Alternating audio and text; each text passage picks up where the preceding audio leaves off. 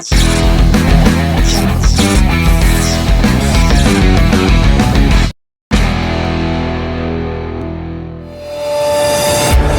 back straightaway, into turn number 3, thick thin, still 3 wide, Brandon Feeney, high, wide, and handsome. He's going to go to the outside and get past the middle. I don't mean to be two birds and bees with you folks, but this is how cautions are born.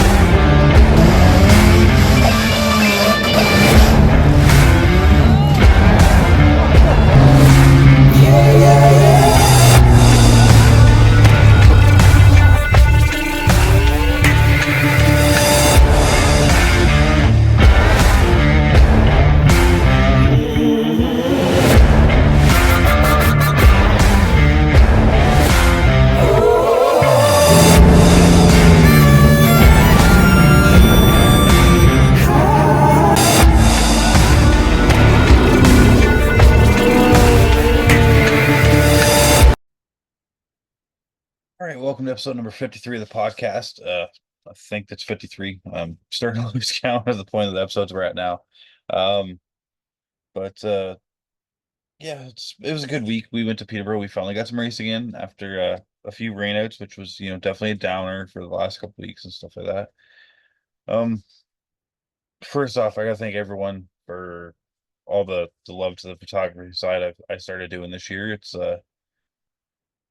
a venture I wasn't sure if I'd enjoy when I first started. I did Brighton from the outside of the track. I'm still waiting on permission to go to the inside of the track.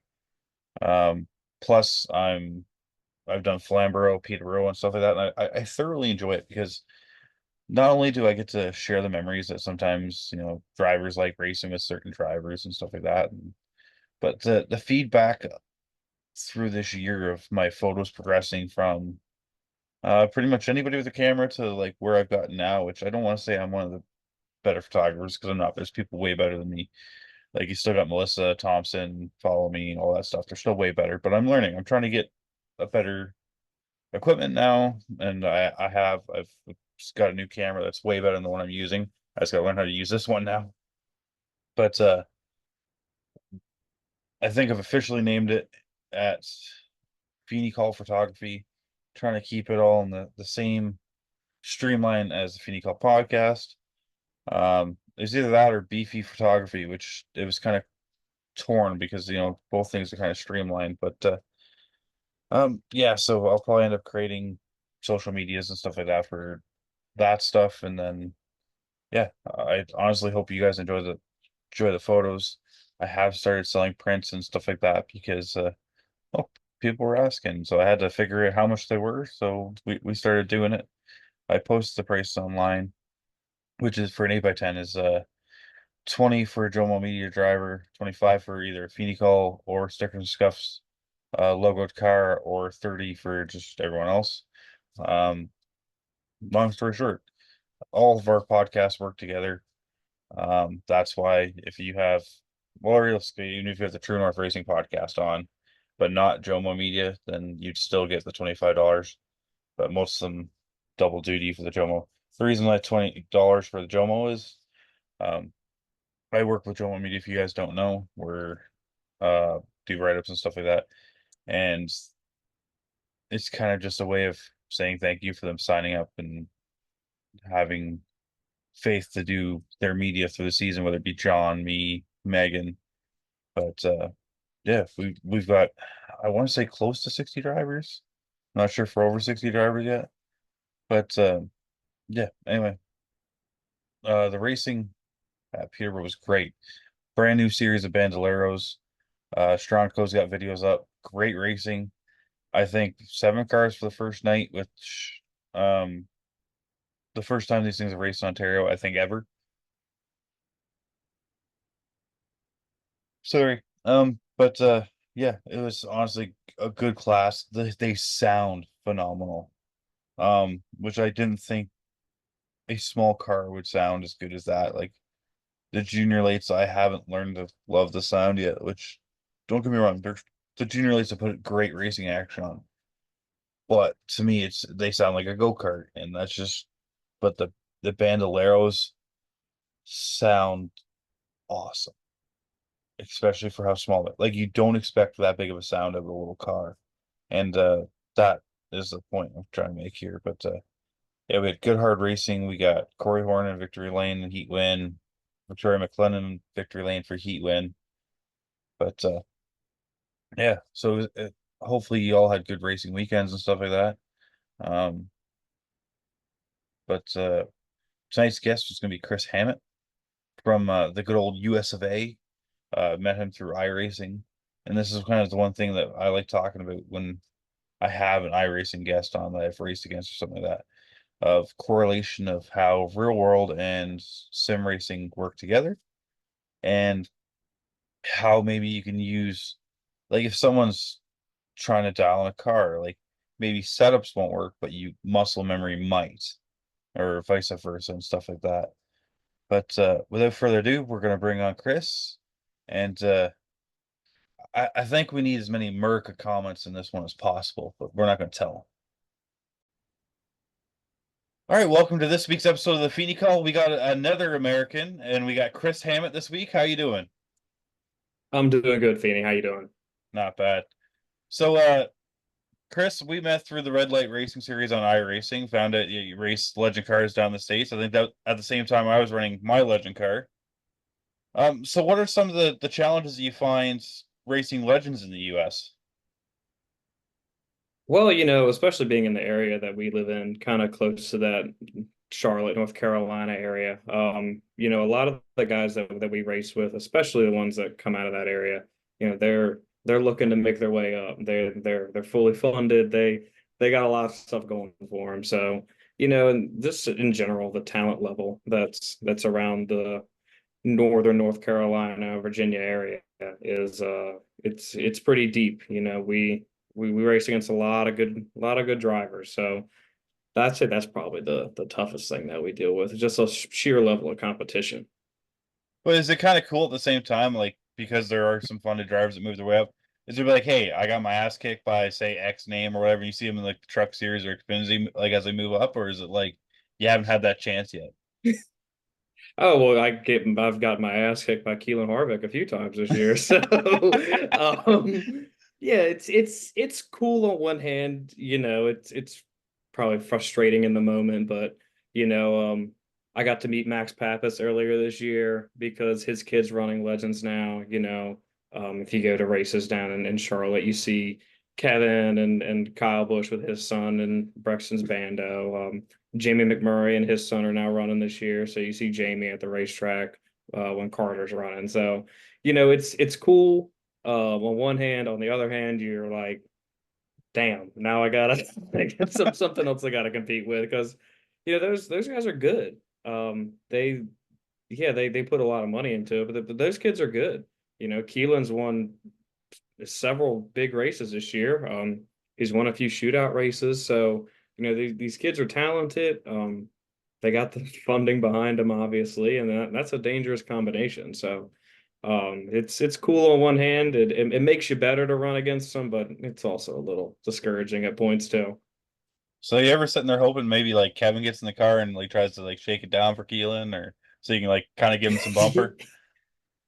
Kevin's one you don't really see a whole lot. He kind of stays near the trailer and he just kind of pays attention to Keelan. You don't see Kevin walking around too much. Max, when they came up to run at our local track a few weeks ago. Max came around. Everybody with an MPI wheel, he cleaned her steering wheel off and handed you a business card and told you he was Max Pappas, like you didn't already know who the hell he was. So that was really cool. Just he came around, took 5 minutes to talk to everybody, said took a brush and cleaned your steering wheel off and told you his story and moved on to the next one. So that was really cool.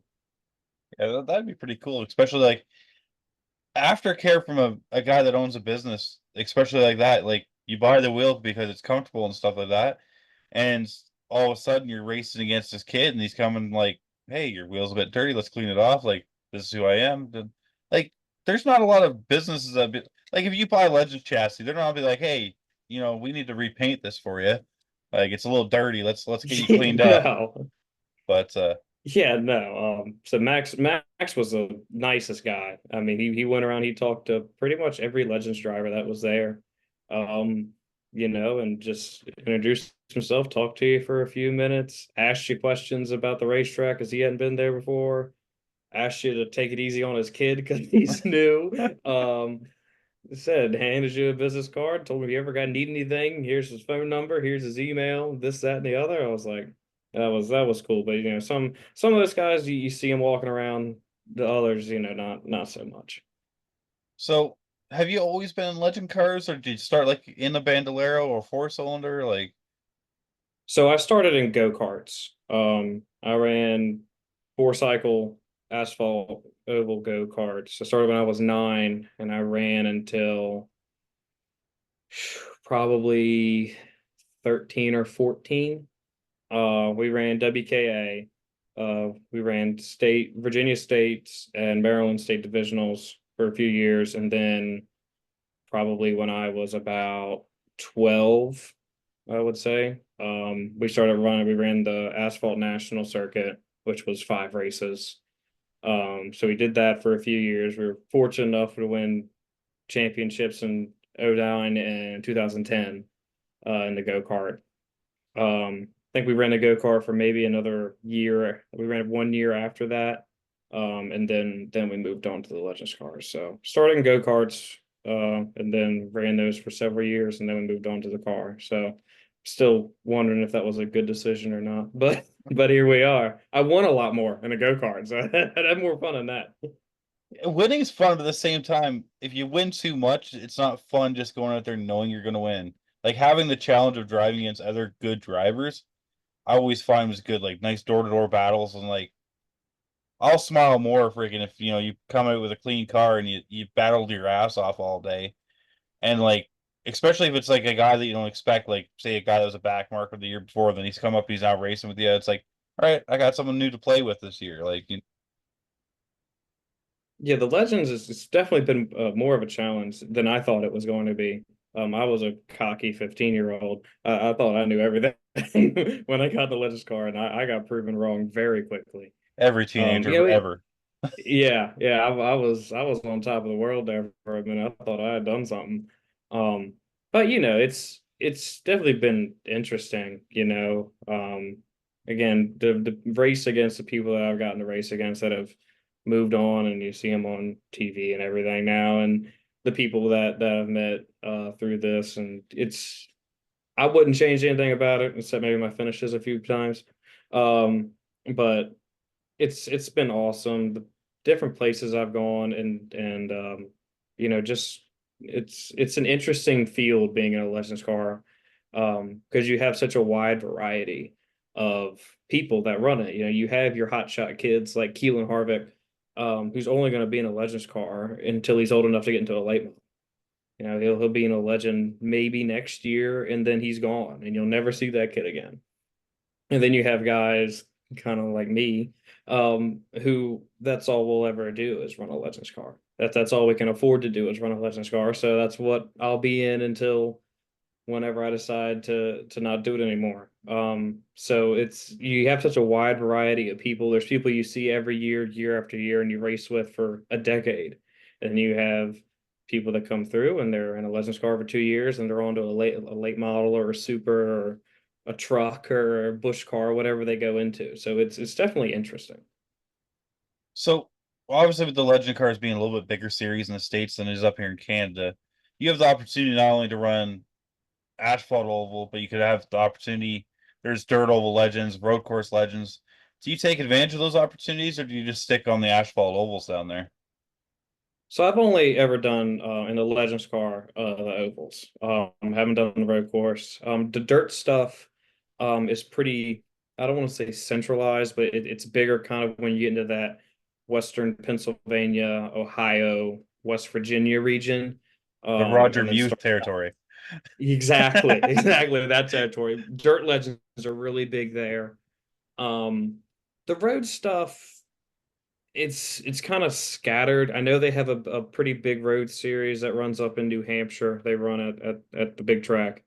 The World Finals for the road coursing to bounce around. Some every now and then they end up overseas. Road course legends overseas is a whole other world, and those guys are really, really, really good.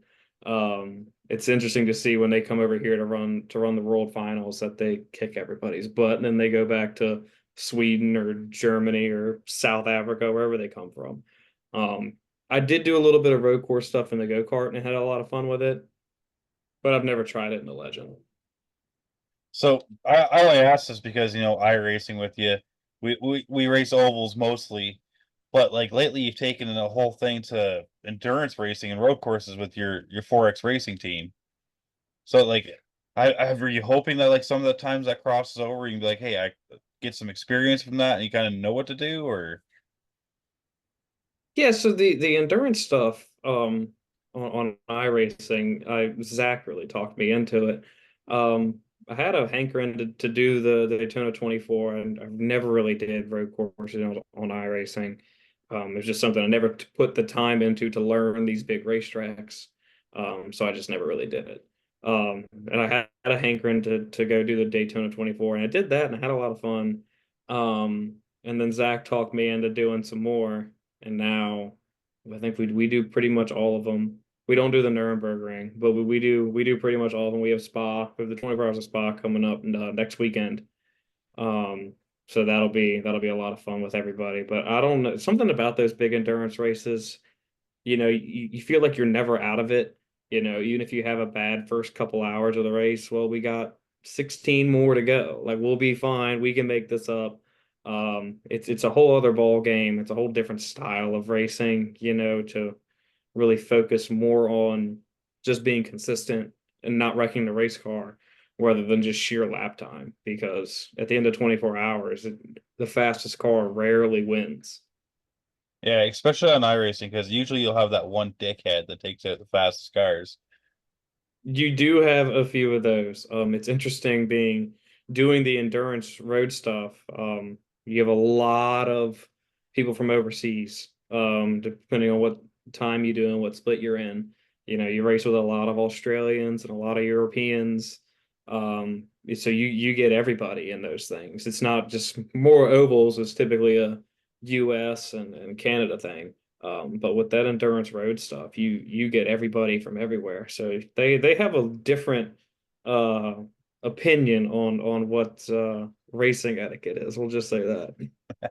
A very different opinion, and A little bit. trying to get them to see it our way or us to see it their way will never happen. It doesn't work out well. It It's doesn't like work out well. it's like when two It racers typically ends wreck. with Zach yelling at somebody. It's like when two racers wreck. They could literally go from end to end of the track, hit nose to nose, and it would still be the other guy's fault. I've argued with people while trying to agree with them. Uh, it's like I don't know what you get mad at. I'm agreeing with you. We're on the same page here. Like I don't know why we're mad at each other. So, have you found since you started iRacing, it's helped you with certain aspects in your racing, like keeping reflexes fresh, or even like if you wanted to try certain things with Legend Card, could you dial it into like the sim and stuff like that and try it out? Or is it just too far of a gap for you to actually consider the crossover? I mean, I guess I could go with the as far as just kind of trying to stay kind of fresh, especially over the off season. We shut down in pretty much late October, outside of a handful of races that'll happen over the winter. And we typically pick back up again in beginning of April or the very, very end of March. So you have a few months there where you're not really doing anything. Um, as far I know, the iRacing setups and Legends car real life setups, they don't really correlate that well.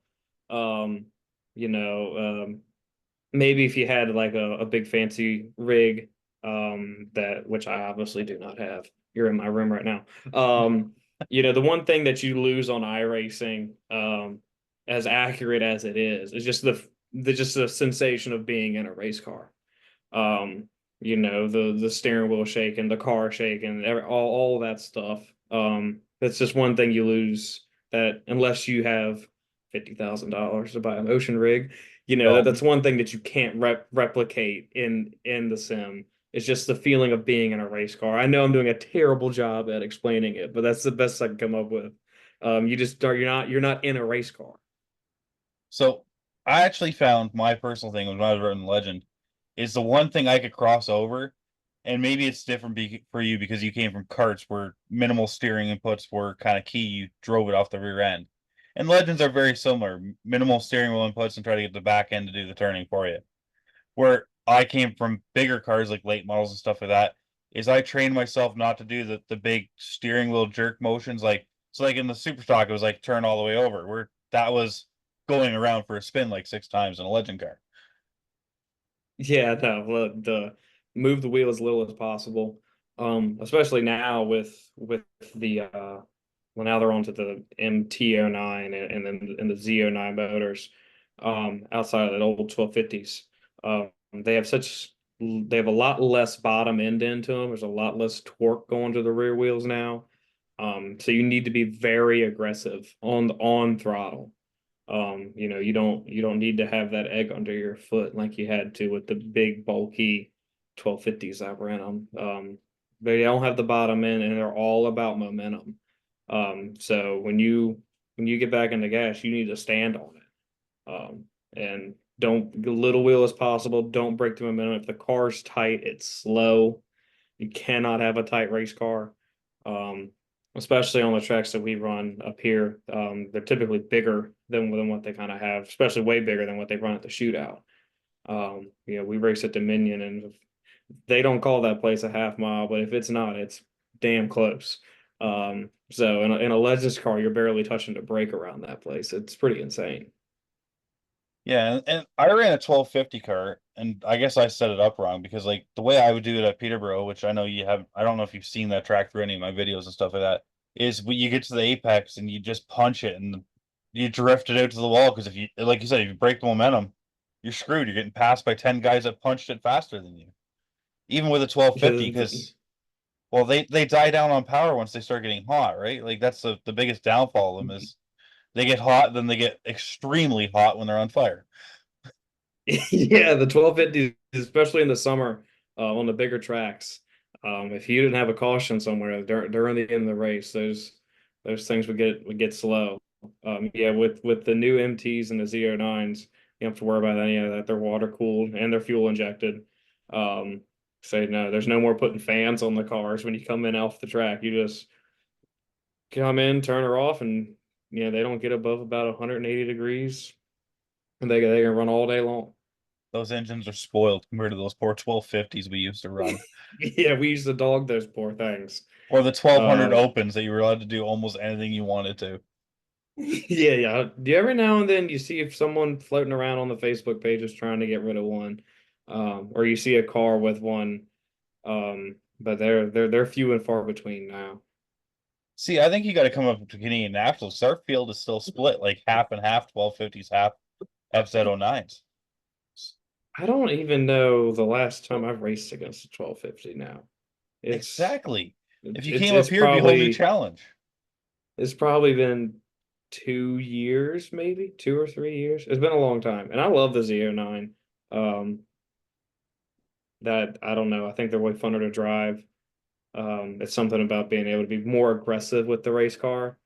Um, that I like. But yeah, the 1250s down here, they're not many of them floating around, and they're hard to get rid of too. If you have one now, you're pretty much stuck with it. Nobody wants Yeah, sell it to a guy with a bike. them. That'd be something. But well, my buddy has a Yamaha with the 1200 motor in it.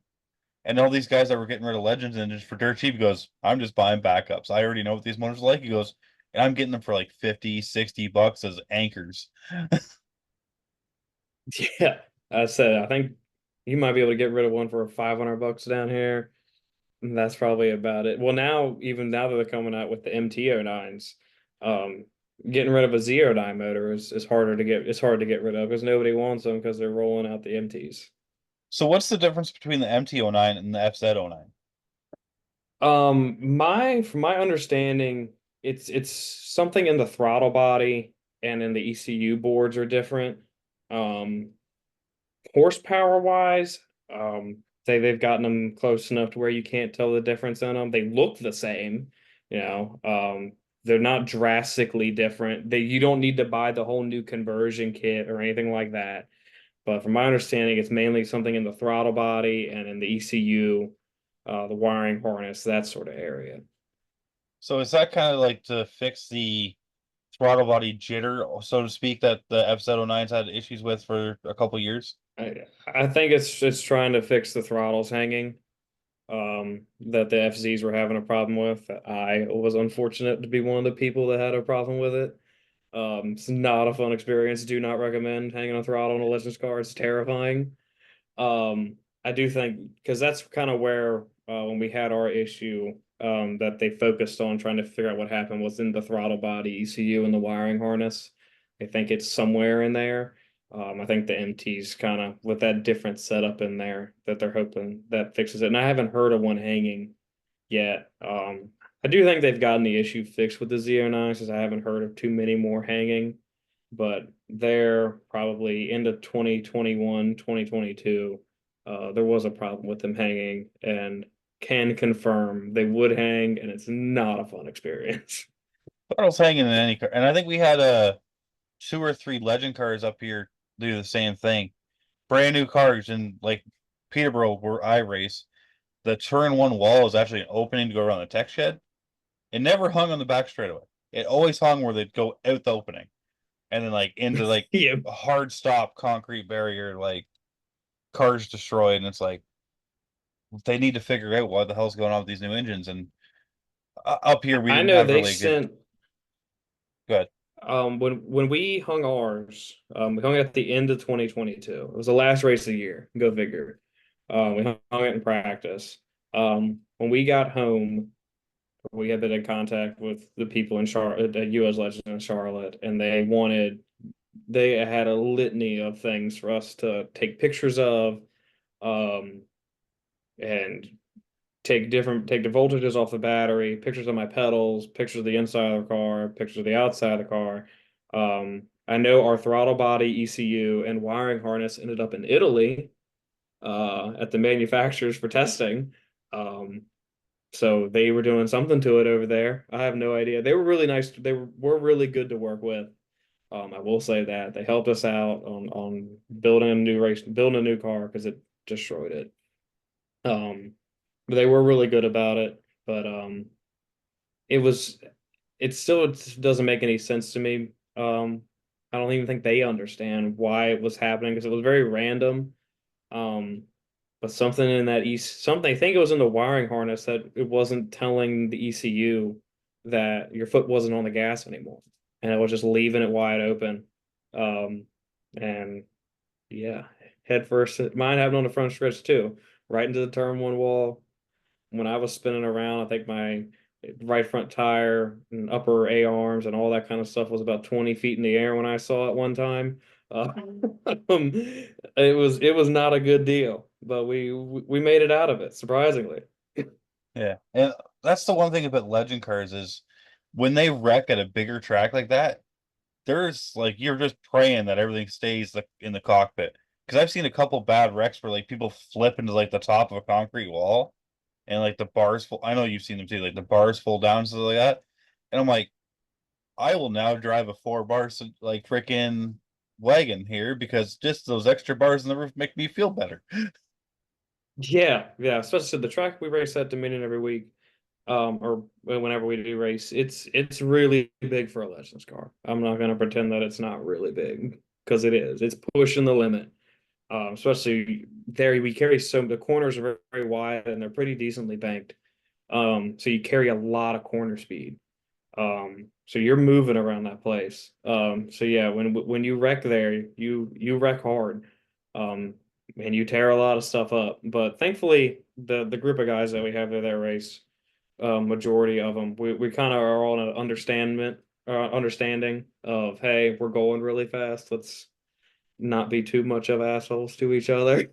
Yeah. Um, You can shoot the cap, but don't go over my left rear tire. yeah. And then we have the Asphalt Nationals are back there this year. We had them there at the end of 2021.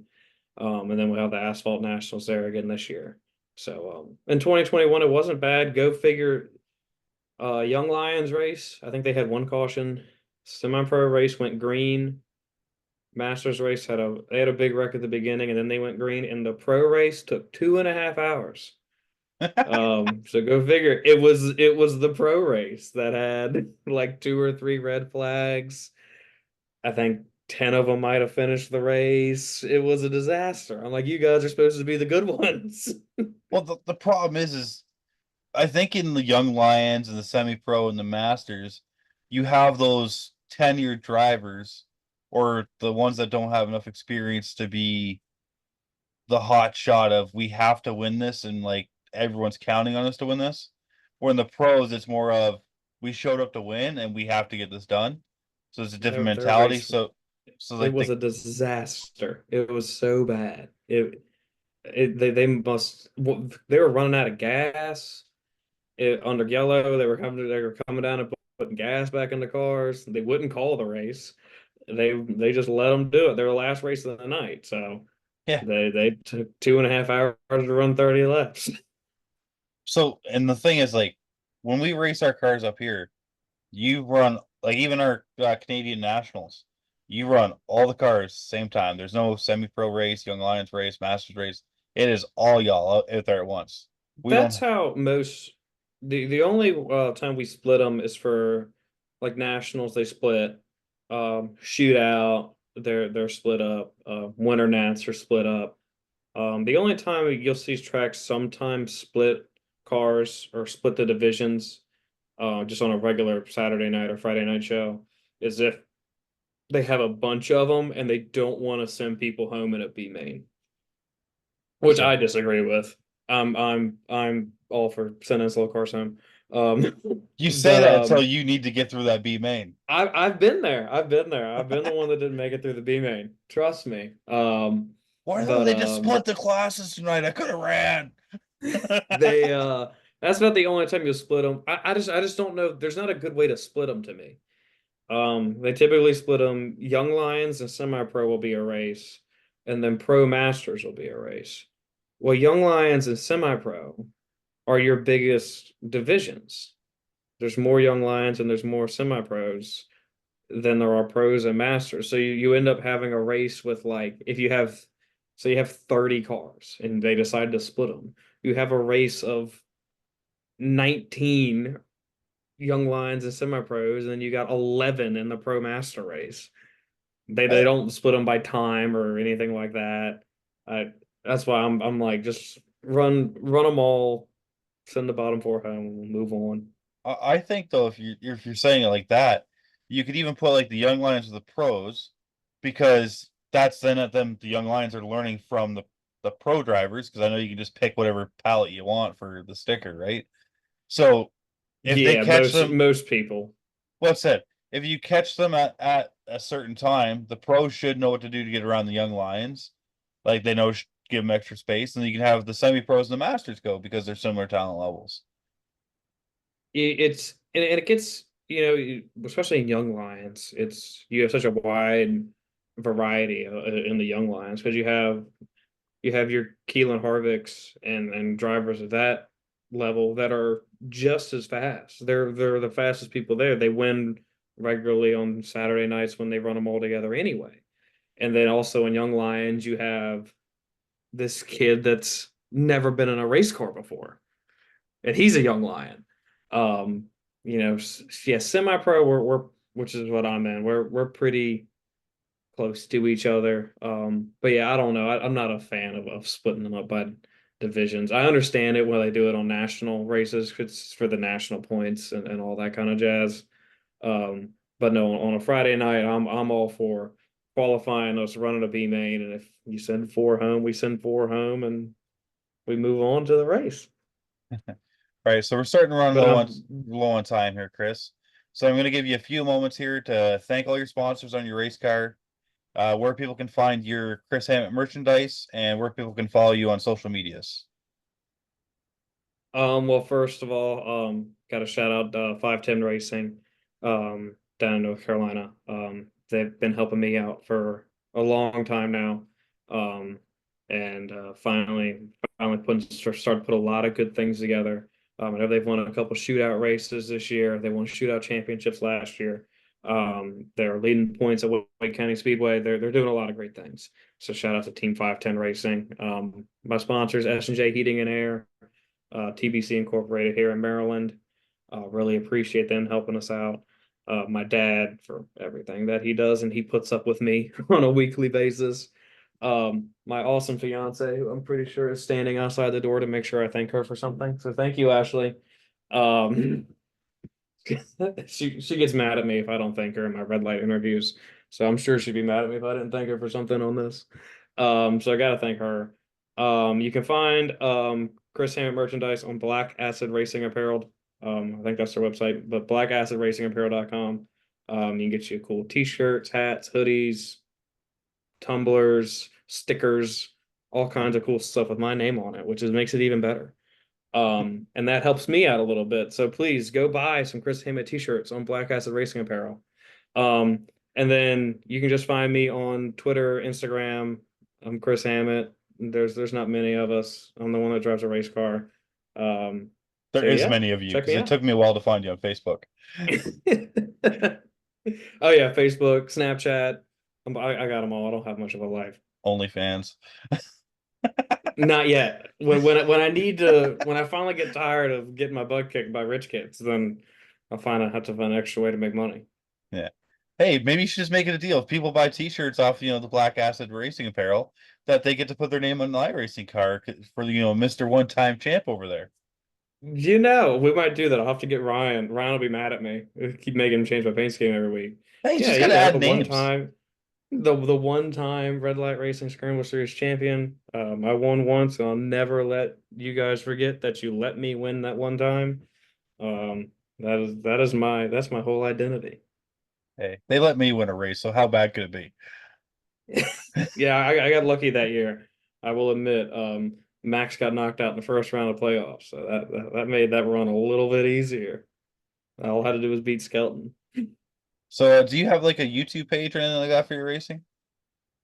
I don't. I should get more into it, but I'm kind of stuck in my old man ways now. Where I'm like, why are you posting your YouTube videos of your race?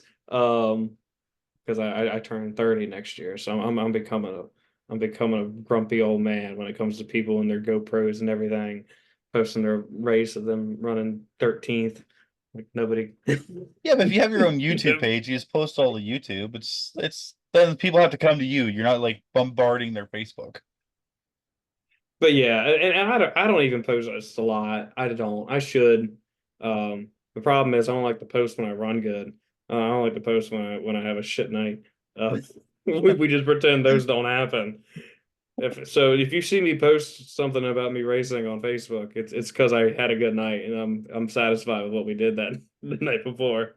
If I go out and I run like crap, I don't post anything. Yeah, it must have been a rain out. Yeah, rained. It didn't work out. Yeah. Track wasn't open when we got there. It's somebody else's fault. I don't know who it was. It wasn't mine. As racers, it's never our fault. Never our fault. Never. But I'm gonna wish you a good night. Enjoy your sweet tea, and we'll see you out for Red Light Racing. I guess in the next couple weeks, and you can find I think the broadcast on YouTube under the Turn 3 Racing Network, and then we'll try to find some videos of you driving around in circles on YouTube because you won't share them with us. Yeah, I'm sure there's some out there somewhere. I did run an in car. Oh geez, it was year before last I ran an in car. So that one's floating out there somewhere.